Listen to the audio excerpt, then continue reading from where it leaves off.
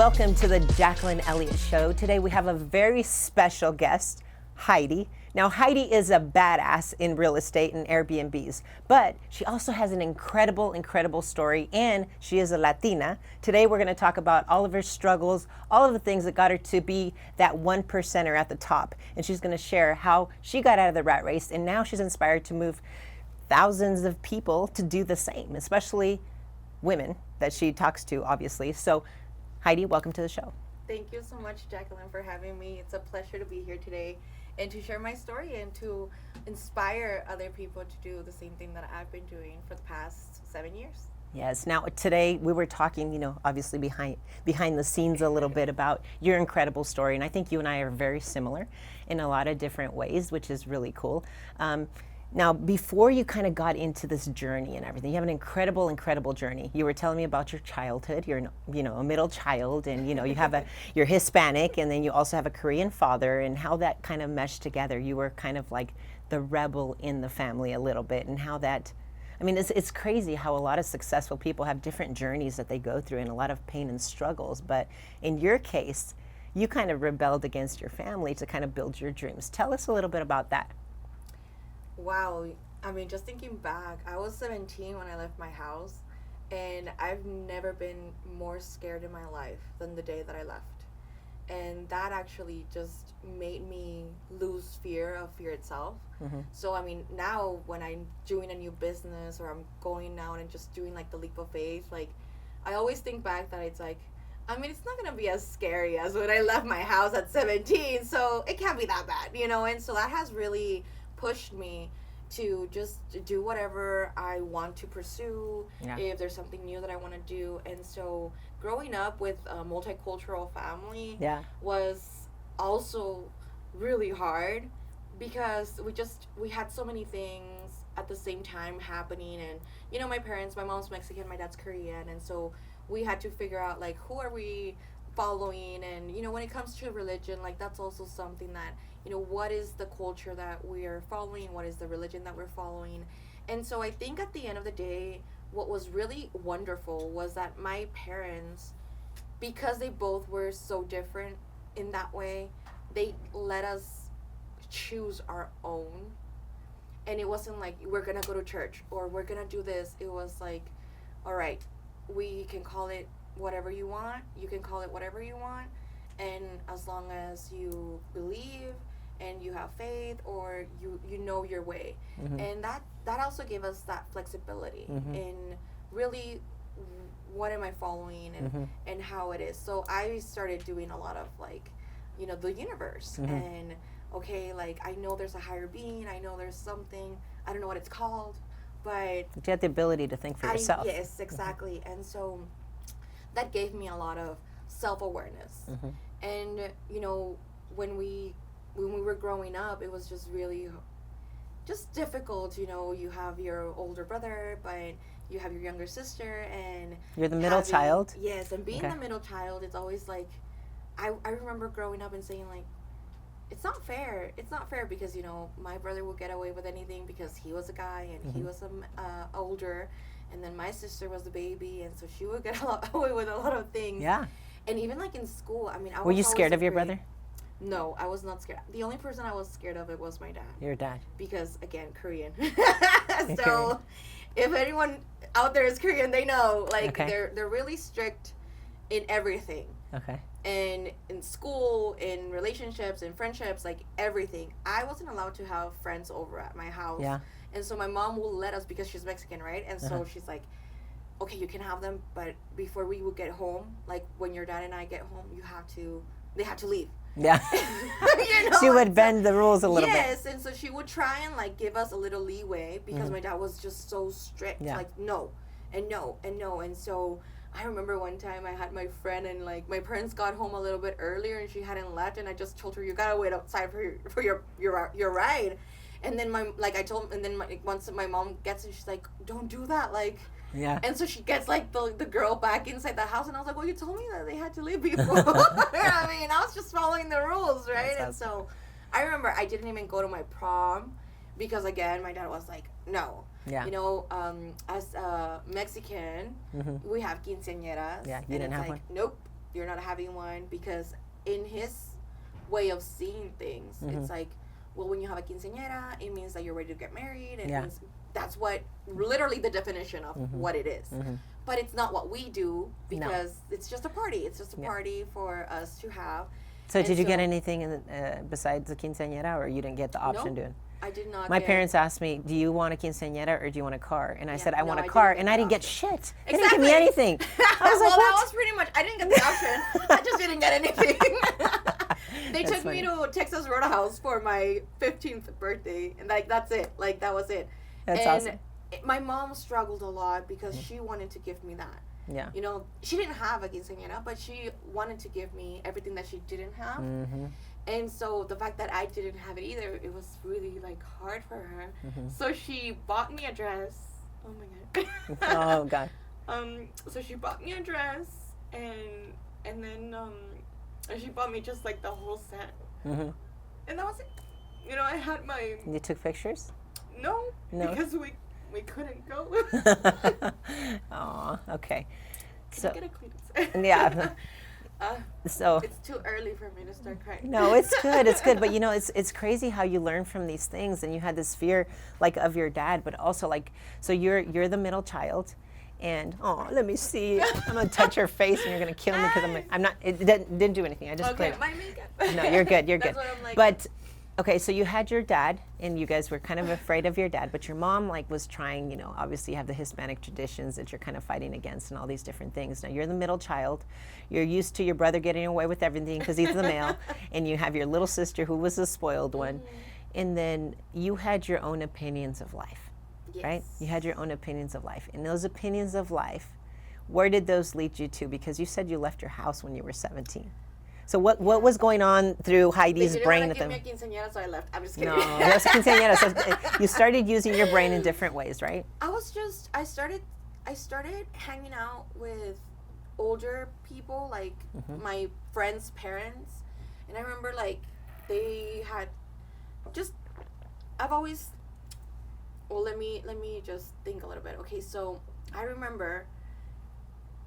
I didn't want to make the mistakes in order to learn from them. So that was my thinking at 15, 16 years old. Because I would hear my friends that they would go out. And I mean, yes, I come from like a very strict, you know, household. But then I would hear their stories. And I would hear, oh my God, you know, I went, I got drunk, I did this. I got pregnant or something, yeah. Oh, yes. And then so I understood that in my house it was too much, like too strict. But then you had the other side, right, where it's too liberal. It's like do whatever you want, and then bad things happen, right? And so that was really. That's a good hubby right there. That's a good hubby. Yes. And so that was really the. I remember like thinking that and like seeing that difference, right? Like, okay, I can't do anything, but then I see my friends that they're doing whatever they want, and then they would tell their stories, and I would just think like, oh my God, like I would never want to be in that situation. Like I don't want to go through that. And so listening to their horrible stories, I learned from their mistakes. So you had your conscious, like you were able to leave at 17, but it's not like you went and did bad things because you had that upbringing, and you knew that if you did things the wrong way, you were going to fall into that trap. So you had your own conscience, so you were able to leave at 17 and do something good with it.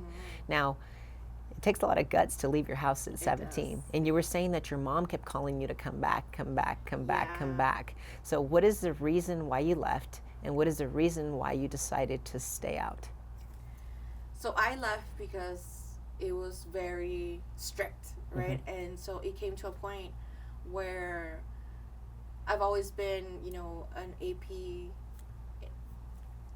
college student. In senior, I took calculus 2 when I was a senior.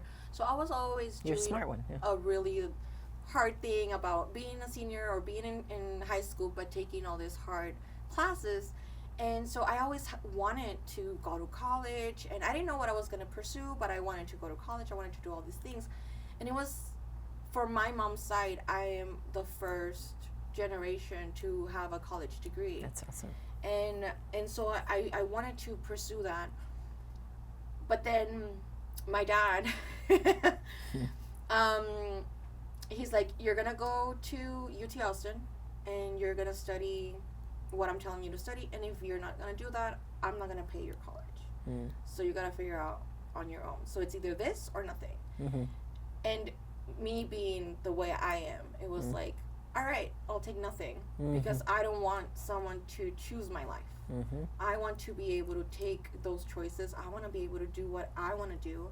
And yes, I might make mistakes, but I want to learn, and I want to be able to live the life that I'm choosing, not the life that someone else is telling me to live. And so, yeah, so that was me at 17.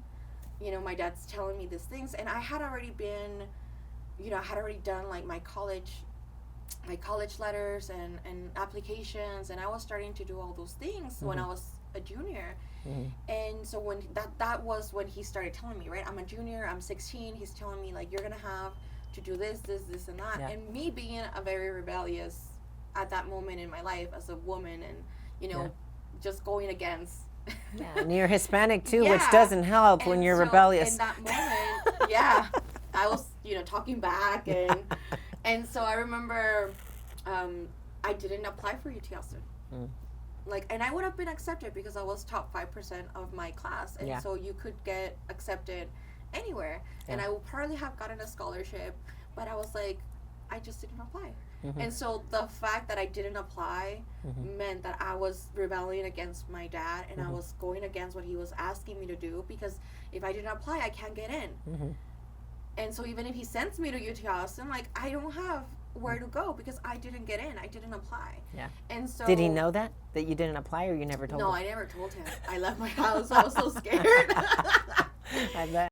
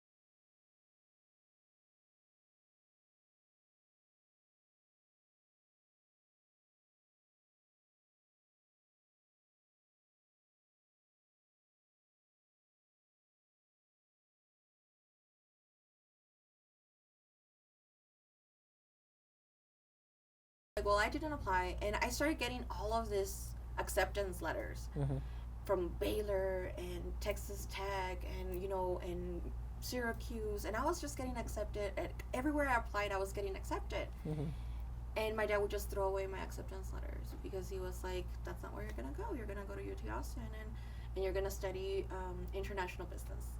And I was like, no, like, I don't want to do that. And so that was why I left. I left being rebellious and not wanting someone to tell me what to do with my life. I wanted to form my own path. I wanted to own my life. Right. And the fact that my parents had to pay for my college because I didn't have any other option, that's when I was like, what are my options? Like, if he's not gonna pay for my college because I'm not listening and I'm not going to where he's telling me to go, then what can I do? And so I went to counseling. I had, I've always been like a teacher's pet, so people wanted to take me under their wing, people wanted to help me, and I've always had a lot of mentors in my life, and I'm so grateful for all of them. That's great. They helped me so much when I was going through all of my really hard times, and but that was the solution. They were like, you know what, you have to declare yourself homeless. But you can't. So you forced yourself to go homeless, okay? Like, people don't just do this, okay? No. Because you're trying to escape the destiny that your dad had set out for you, right? Yes. And you went and you said, hey, the only way that I'm going to be able to get through to my next level is by going homeless, the real homeless way, Yes, right? I couldn't fake it. You Because can if fake you it. fake it, then you get in trouble. You know, like you could get like it's fraud, and you can't. And so my teachers told me that, like, you have to declare yourself you have to declare yourself homeless, or you have to emancipate yourself.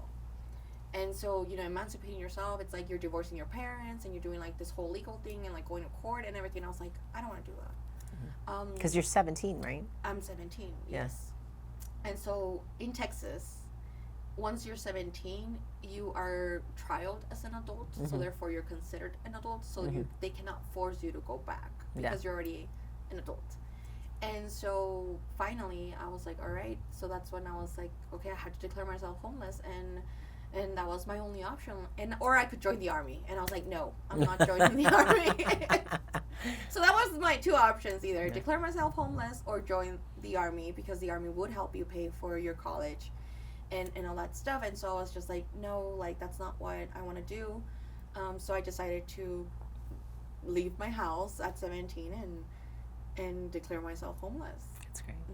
So it's awesome. You really fought for what you wanted at a very young age, and the Yeah. outcome was great because you learned a lot from being homeless and fighting for what you believe in. It's so crazy how sometimes, you know, your parents have a predetermined idea of what they want you to become, right? And the thing is that, you know, and not knowing exactly what you wanted at the time, like you were discovering yourself, you're like, I know that I want more, and I know that I need to get out of this situation, but you don't necessarily know the answers. But something was Yes. telling you that, So you know what was helpful? The voice inside my head was telling me, you gotta go, because if you don't leave, you're gonna become a person you're not proud of, and you're just gonna become someone like that's not who you're meant to be. right? And so I listened to that voice, and you know, because I was looking at 16, you know, I was seeing like the person that I was becoming, arrogant, entitled, you know, rich daddy's girl, you name it, and I was just a brat, and I didn't want to be that person. I didn't want to feel that way. And me being that self-aware of who I was or who I would become made me take a step back. Do you think a lot of parents, like, they try to give their kids a life they didn't have, so they kind of have a preconceived idea of what they want them to become, that it forces them to be that way? And kind of like a lot of, I'm imagining now, like, how many kids actually go just because the parents say, hey, you know what, I want to give you this life, and I worked really hard to get out of poverty or get out of this, or I'm the first person in my family to do this. Now you have to follow this path. And these kids follow through with that. They follow through with what their parents' wishes are, and then they don't get what they want, and they turn into maybe those bratty kids that you're talking about, or the people that just end up hating themselves. Like, I'm not saying like we think our parents want the best for us, but sometimes you have to say, no, this isn't for me. This is your dream. You went and did that. That's not what I want, which is exactly what you did. I did the same thing, by the way, and I had to say goodbye to my family because they didn't believe, you know, like I believed. My mom wanted me to be a news anchor for Telemundo. I did not want to do that. Okay, and it's like she never saw success like I did, so I had to say no. But the thing is that I didn't talk to my mom for a long period of time. You didn't talk to your parents for a long period of time. I didn't talk to my mom for a whole year. So from 17 for a whole year, I didn't speak to my mom. My mom will call me. And now that I'm a mom, I feel her pain. Yeah, of course. But then I didn't understand it. Yeah. And I was just, you know, Yeah. like ignoring the calls. But she would call me. Like every week, almost every day, she would call. And I would just ignore her call. Yeah. And I remember one time I answered her call. And she was like, oh my God. You know, she was just like, oh my God, I can't believe you answered. Maybe you answered me by mistake. But, you know, I want to tell you I love you. And you can always come home. You can always come home. And I was like, yeah, Mom, no, I didn't answer you by mistake. I wanted to answer you. You know, it had already been like a year. Yeah. And I was like, I didn't want to, I wanted to answer you. I wanted to pick up the phone. And so finally, that's when I started, you know, allowing her back into my life. Every time I would go visit her at the business, every single time I would go, she would always tell me, you can come back home. And I was already at UTEP. I was already, you know, doing my mechanical engineering degree. And I was like, no, I'm fine, Mom. I'm fine. I'm putting myself through college. I work at the university. I was a research assistant. And again, really smart, right? So, like, I was able to get a job at the college. I'm able to pay my rent. I'm getting, I have my scholarships. I'm fine. And she was like, yes, I know you're fine, but you can always come back home. And the house is always open for you whenever you want to come back home. Like, you can always come back home. Yeah. And I was just like, all right, thank you. Having that option of always knowing that I could always go back, because she never closed the door on me. Yeah. But it's crazy. Like, you didn't talk to her; she was always there, and she had to fight against those traditions that you're with your dad and everything else. And obviously, motherly love. Like, now that you're a mom, you understand it, right? But it's crazy if you wouldn't have done that, though. I mean, your mom, you have a daughter now. Yes. You have a daughter, and your mom is very much in your life now. Yes. And that's the reason why you're emotional. Like you said, back then you didn't think about this kind of stuff, but sometimes, those limiting beliefs that people have on you, it can be very, very painful. But there's some other things that you need to go through. Like, if you look back at it, you probably say, hey, I probably shouldn't have not answered my mom for a year. Yeah. But you also needed that recreation time to feel like, hey, you know what, I can do this. Because in one of those calls, she could have been like, hey, come home. And you probably reached a really hard time where you were homeless or whatever. You could have just doubted yourself for a minute, and you would have gone back, and you would have been stuck in that was the reason why I wouldn't answer. Yeah. No, because you I knew that you didn't want to get weak. Yes. And I think that's why I never picked up until I felt comfortable enough. Confident. On the point where I was living, that I had an apartment, that I didn't need a car, because I got an apartment right across UTEP, and so it was really close. I didn't have a car, but I was moving myself around in the bus, and so, but that first year of me not being home and just having to figure it out, and sleeping at my friend's house for a month, and then moving to another friend's house for another month, and just trying to figure out how I'm going to survive. But don't you think it's see, to me, I think we're in a world today where feeling sorry for each other and talking about the negative stuff and basically going through all that stuff is just accepted. Everybody wants to share their story, and they want people to feel sorry. Like, hey, I know that I went through this pain. You were that's why I say we're very similar in the sense that we went through sacrifices. I went through a lot of sacrifices, but I didn't talk about my sacrifices while I was going through them. I made sure that I wanted to be the one that I'm not known for hey, I feel sorry for her, she's doing this, or she had to do this or make this sacrifice. I talk about it after so I can inspire somebody to do that, and you've already gone through that. And I had to learn that till recently, because I didn't like talking about shit like that, because I was like, I don't want these people thinking or feeling some type of pity toward me. That's not good. Maybe that story though now can change somebody's life. So that is really admirable to do, because that's a learned skill. If you could do it at 17, 18 years old, like you were doing it, hey, I don't want my mom to feel sorry for me. I answered when I was okay and I was set, and I didn't want her to feel bad for me, because if she knew that I was, if I was homeless and she knew that I was struggling and trying to bum on people's couches or whatever it is, then she would have been like, what the heck, come home. And I probably would have gone weak, or people feel sorry for you, but you did not do that. No. How did you acquire that skill? Because a lot of people can't do it as adults. That's 40, 50-year-olds can't do it. I really believe I'm an old soul. Okay. So I'm this isn't my first time I'm doing this. But I think the main thing was just not backing out of what I had already said. And even though at 16, 17, 18 years old, I believe who I am. I trust myself. I have the confidence. And if I already said that that's gonna happen, that's gonna happen. Is that part of the Korean side in you? It is. Your dad is like that, isn't he? Determined, the determination. It's that's what it is, and that's how it's gonna go. That's right. And literally every single time I speak, that's how it is. And it happens because we have to know that what you're saying to yourself, how you're speaking to yourself, and that's what you're putting out to the universe for it to happen. But if we're always talking negative and or listening to the naysayers or listening to bad things, well, that's what's gonna come true. And so very young in my life, I just realized that I have to know and understand the power of what I'm thinking. Your commitments, your word. And so, and if I say what's gonna happen, I stick to it. And I remember there were some times where I was like, I shouldn't have done that, but I'm gonna go through it because I already said I was gonna go through it. Yeah. I couldn't quit. I couldn't say, you know what, never mind. I got scared. I'm not gonna do it no more. Like, it wasn't in my DNA. It was just not something that I could do or say.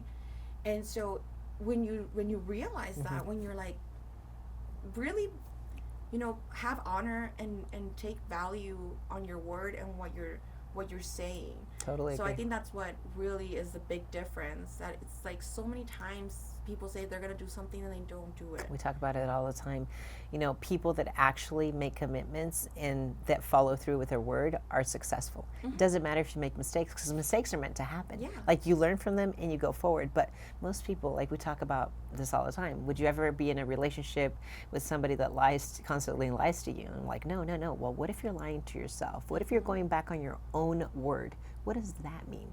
Who are you to yourself? How do you view yourself? Do you give up on a goal? Do you have to lower your standards? What is it? So it's good that you did that. Now, fast forward all of this stuff from your childhood. Okay, now you have your wonderful husband who's a great man. He's sitting right over here, and he's amazing with you.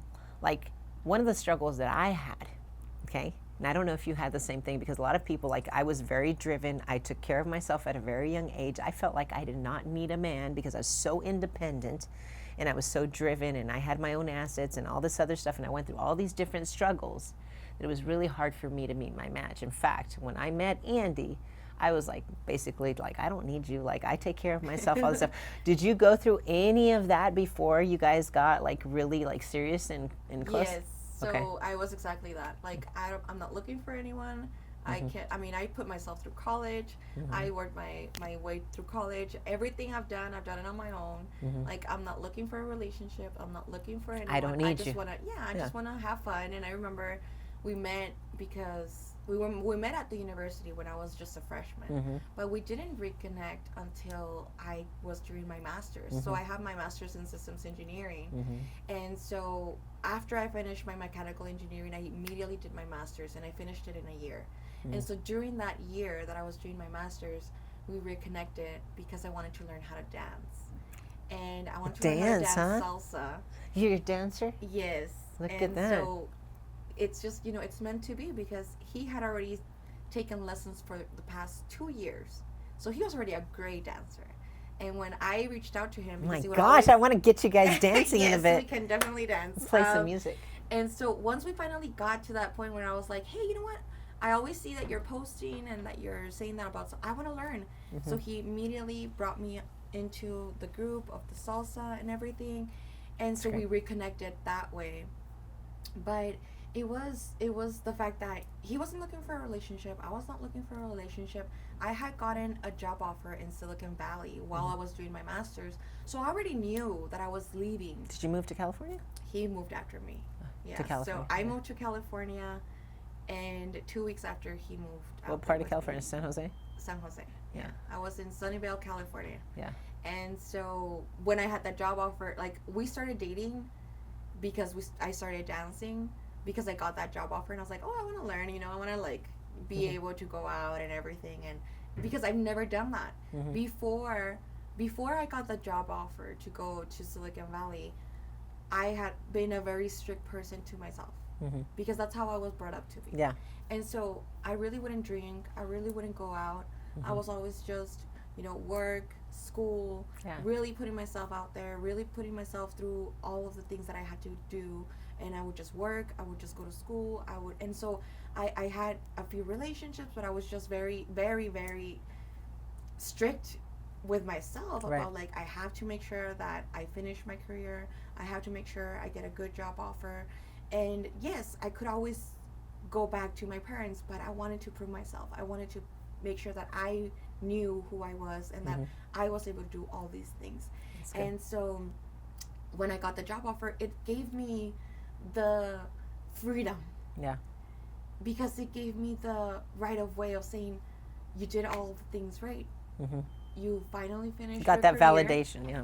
you got yourself through you're in undergrad, you got yourself through your master's, you have that job waiting for you. As soon as you finish your master's, you have a job waiting for you. Yeah. And that's when I was like, I want to learn how to dance salsa, because It's a new challenge.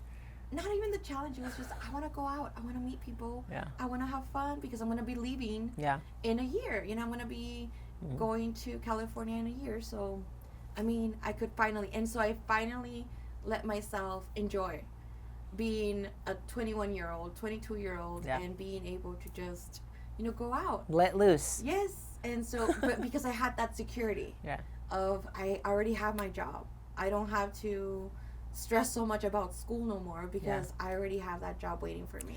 It's incredible And so that that's when I was, yes. Yeah, that's incredible, because having the freedom and being out like at such a young age, and that age where you can just go and pick whatever really you want to do. You Yeah. decided to take the education route, the hard work route, like all of these different things. Like it takes a really strong, person. Strong will. A very, very strong will, yeah, for sure. I think the most important thing when it comes to that is that if you choose the easy way, Mm-hmm. then you might not have the success that you're wanting to get, Right. and you're gonna make a lot of more mistakes Right. that could easily, mess up your life. It's true. And so that's not something that I was looking to get into. I didn't want to get that into that sort of trouble. Right. I wanted to make sure that I could finish my career, and because I also had that, from my mom's side, no one had ever finished college. Yeah. The And first. and I didn't want to be one of them, of like, oh look, she left the house and she was doing and saying all these things and she still didn't finish college. Like, Right. I wanted to make sure that, hey, I'm gonna finish college, because my brother, who was older than me, he dropped out. Mm-hmm. He went to college and he dropped out, Mm-hmm. and so it was. And he was really still me. living at home. Yeah, and so Mhm. it was really me, the one that I was like, no, like I'm gonna put myself, I'm gonna go through it, and I did it. And once I finished, and actually, I inspired my brother to go back to school, That's great. because once I finished and I was going through my master's, he saw that and he's like, you know what, I'm ready now. And so he was 4 years older than me, Mm-hmm. and I was 22, 23 years old finishing my master's, and he went back to college. That's great. And now he's working, he's an engineer. Yeah. He's also an engineer, he's also working, and I was like, that's really amazing that he was able to finally do that. Yeah. So I'm still gonna be the first graduate from the family. Yeah. But at the end, like, he But you was inspired, inspired yeah. to go back and to finish his own career. That's cool. And now he has a great job that he enjoys and he loves to do. That's And good. so that was really how I saw, like, if you just maybe don't care, I'm by myself, I have no one else to look out for me. Yeah. But very early I knew that if I don't take care of myself, no one's going to take care of me. Right. Because I was by myself. And so I wouldn't wait for someone to take care of me. If I would go out, I would get myself home. Yeah. I wasn't going to put myself in a position where Yeah. I had to be taken care of. Well, you had a good conscience too. Like your parents did something right. Yes. They did do something right. Even though you're like, oh, I hate that my dad was so strict. I hate that my mom, doesn't stand up for me. All these different things, like they really, really hit you in the right places to make you who you are today. Now that you're like in this business with this Airbnb stuff and everything you got going on, what inspired you to start that? Or how did that start going? How did you get into the real estate? My dad. Okay. So See, there's bits and pieces in your Yes. family that like we rebel and then we all come back together. yes, I mean, when we're 15, 16, we're always going to rebel. Yeah. I mean, some just a little crazier than others. Yeah. But my dad actually, we got married, and my dad asked me, he's like, I want to retire. I want to retire in like 2 to 3 years. Mm-hmm. And so, for your parents to choose you, I was the middle child again. They could have gone to my brother, and they didn't. Like, they went to me, and my dad's like, how can I retire in 2 to 3 years? Do you have any ideas? What could we do? They trusted you. And they trusted me with that, and I was like, have you heard about Airbnb? And we could do that. We had a couple of rental units. Well, my parents had rental units, and I told him, we could start remodeling them, we can start DIYing them, Mm-hmm. and we can put them on Airbnb, and then we'll see what happens. Yeah. And so my husband and I, we took this job with my parents Yeah. as doing DIY and fixing up those rental units. And they would also, as a newly married couple, they let us stay at one of the rental units because we didn't have anywhere else to go, right? And so we would live at one of the rental units. We were like property management, and we would fix them up. And so I think when I started, before, my parents were just charging like $300 for like per month on those apartments. Really? Like, it was really cheap because they were in really bad shape. And so once we started remodeling them and DIYing, it was just me and my husband. Yeah. And So you can swing a hammer and do all that stuff. That back then, not anymore. She's like, no, I bring my heels now. now I have a construction company that can do that. But yes, I mean, I would do the painting. I would do all of the easier things, and then my husband would replace the floors and do the plumbing and, you know, all those tile and everything. But at me, I was always the one getting all the material. Yeah, and you're picking everything up. Yes, I would have to go in. Everybody knew me at the hardware stores because it was always me picking up all the material, all the tile, the laminate flooring and everything. And so it took us a whole year and a half to finish remodeling like the rental units. The first one, it took us 3 months to finish the first one. And once we finished the first one, we put it on Airbnb, and it started getting booked. But now that's like you started with something at a really small scale. Now you have over 50 of them. Yes.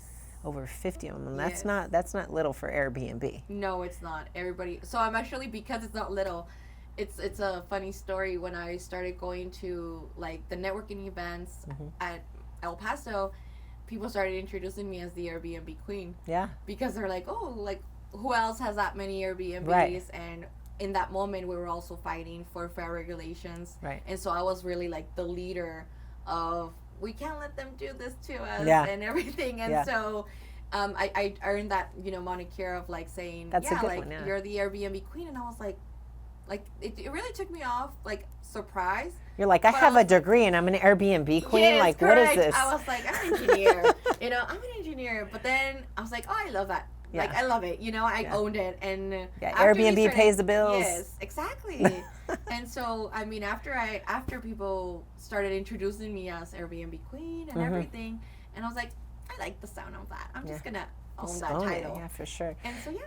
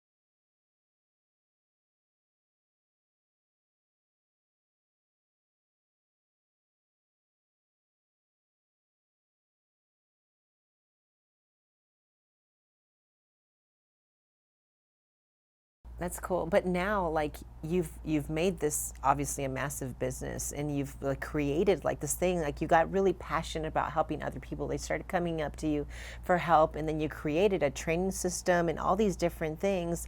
And now you're passionate about helping other women do the same. Tell me a little bit about how that went about. During COVID, it was a really hard time, and so my parents freaked out too, because it's like, okay, we were making all this money. My dad got to retire in like the 2 years that he needed because it was a great cash flowing business. It's a great vehicle. But then COVID hit, and we had like 100 cancellations in like a day. It was scary. But I'm a very creative person, so immediately I was like, all right, if it doesn't work for Airbnb, I'll just put them on Zillow. I'll put them on another page where people can just rent them. I mean, people need a place to live. So for me, it was like, that's fine. You know, we'll just turn them into long-term rentals or mid-term rentals. And so I was able to flip that. during COVID, we still had a huge demand. Even though during COVID I already had 30, I didn't have the 50 that I have now, but I already had 30, and it was not enough. I continued to get people asking me, hey, do you have a place to stay? And so we had a lot of traveling nurses coming to El Paso, and people, traveling professionals and doctors, and so they were looking, and they didn't want to stay at a hotel because it was very crowded, and it was, you're staying there for 13 weeks. Yeah, of course. And so it's like, so everybody was just like looking for a place to stay. I didn't feel comfortable enough because I really didn't know more people that were doing what I was doing. When I started doing Airbnb in El Paso, there were only about like 300 Airbnbs. Now we're about 2,500. So I was very like in the early stages. Right. And so I didn't really know many Airbnb hosts, and I didn't feel comfortable because if I recommend someone, I need to make sure that they're going to come through. Right, of course. And I didn't feel comfortable just recommending anyone. So that's when my husband and I were like, we need to make a course. Yeah. We need to make a course, a workshop, where I can teach other people how they can do Airbnb with my systems, with my checklists, with my guest experience, with my customer service, so that they can know exactly what they need to do. I'm taking the guesswork out of everything. That's great. They don't have to try and figure out anything. We'll help them. They have to come and do the workshop. And that's when I was like, because I want to be able to recommend other people. Right. I want to be able to refer these clients that they're looking for me to other people, and I know that they're needing to make some extra cash. Yeah, and then you have people that travel, they come and stay with you. You can Yes. recommend to go to other cities, Yes. because obviously you're not in every city. Exactly. Yeah. And so I wanted to be sure that I could recommend them, but I wanted to trust that if I referred them, Yeah. they would be taken care of. Right. And that's why we started doing the workshops. So it was 2021 when I started doing my first workshop. great. And then from then, it just continued to grow. Yeah. And then I had about 100 students during those workshops. During that first year that I did Right. Airbnb in El Paso, I taught other 100 people how they can join the Airbnb world. And I mean, obviously they're thankful and grateful because this helped them pay for property taxes and having just some extra pocket money. And that was what's really important for us. We made it a real business. Yeah. For them, it's just a side hustle. Yeah, it's Just some extra cash. And that's It's why passive it income, was right? so important for them to learn how to do it correctly. And then after the workshops, we're like, we need to take this online because there's so many other people that need to learn how to do it. And we started a YouTube channel back then. My husband and I, it was called Side Hustles by Soens, and we would talk about all the side hustles, and we would invite guests to talk about how they had chosen a different career Yeah. and now they were doing something completely different. Right. Because that's how we felt. Right. We wanted to be relatable, and we're like, we grew up and we did all the right things, and we became engineers. Yeah. But we're not engineers. We're not working. Yeah. We're not a 9 to 5. Yeah. And we just transitioned into this business that I use my engineering degree, my master's. I use it every single day with my business. I need systems. Yeah. And so I was able to really use this, but we started inviting people that we knew that they were also like maybe engineers and they were doing something else. Yeah. Or they were doing medicine and then they turned into doing a business. And Right. so we really wanted to show that. And during those YouTube days, we started talking about Airbnb. Yeah. And then now we started getting a lot of people from anywhere Yeah, from all over asking the world. questions That's good. and wanting to learn more. And we're like, we need to put this on a course. We need to record this. We need to have videos. We need to show them. And then that's how we've been doing it for all this. After that, that's when we started doing online.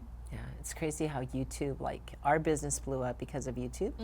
And it's so crazy because COVID particularly had everybody at home watching YouTube. And a lot of businesses either failed, but the ones that got creative, just Yes. like you did, are the ones that thrived during that time. So it's all a matter of how you look at your circumstances, right? Yes. As everybody was canceling everything, and I know Airbnb, like, well, you cannot guarantee, you can't keep any of the money because all these different things. You had to be creative and adaptable.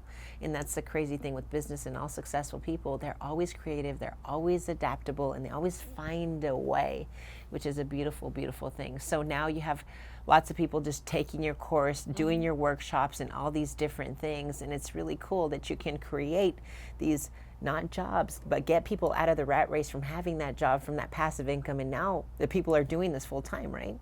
Which is great. So it's awesome. So you started in El Paso. You have a few other homes. Where did you say in Mexico? In Playa del Carmen. Playa del Carmen, it's in Quintana Roo. It's 40 minutes from Cancun.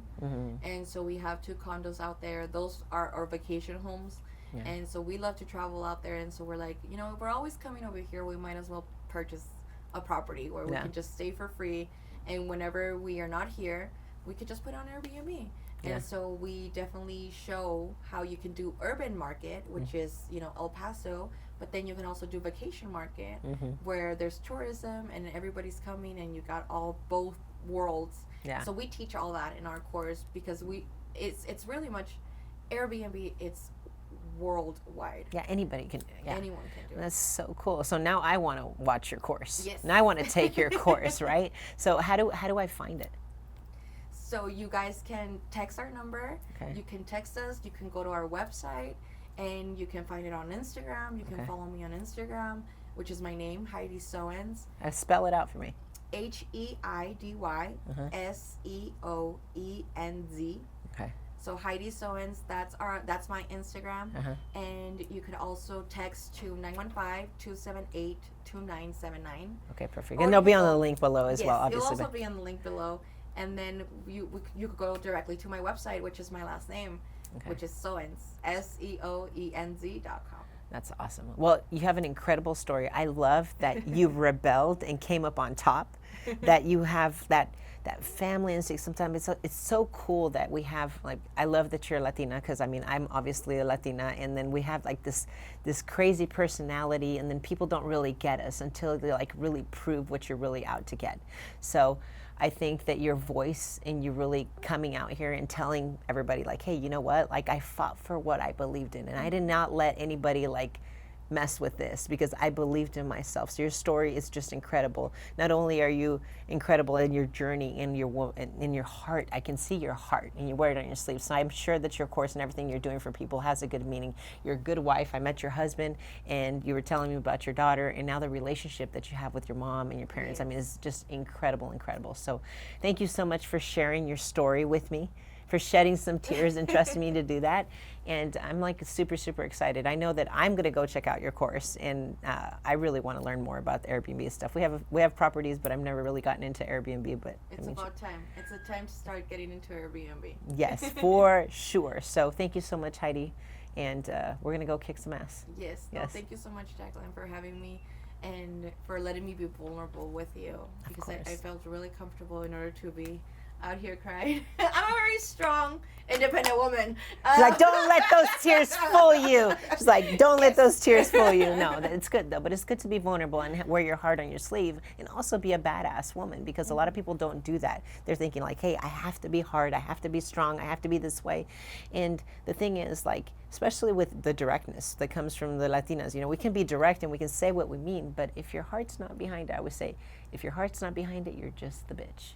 You know, if your heart's behind it, then that's what makes a difference. You care and you mean good, and you want to share that goodness with others, and that's why it's so important. And I love that you shared your heart and you were vulnerable, because it shows that other side of you, and that's what people really do. I mean, successful people have to have that vulnerability in order to inspire other people, and they can relate to them. So thank you again. You're awesome. Come give me a hug. You're great. That's good. Hey guys, I just want to tell you, you're the true 1%ers. You made it till the end of the video. Do me a favor, share it with the friend that wants to go to another level. Make sure you like the video, comment below so I know who you are, set your notifications, and then subscribe to the channel. We got daily sales training videos dropping. I'll see you soon.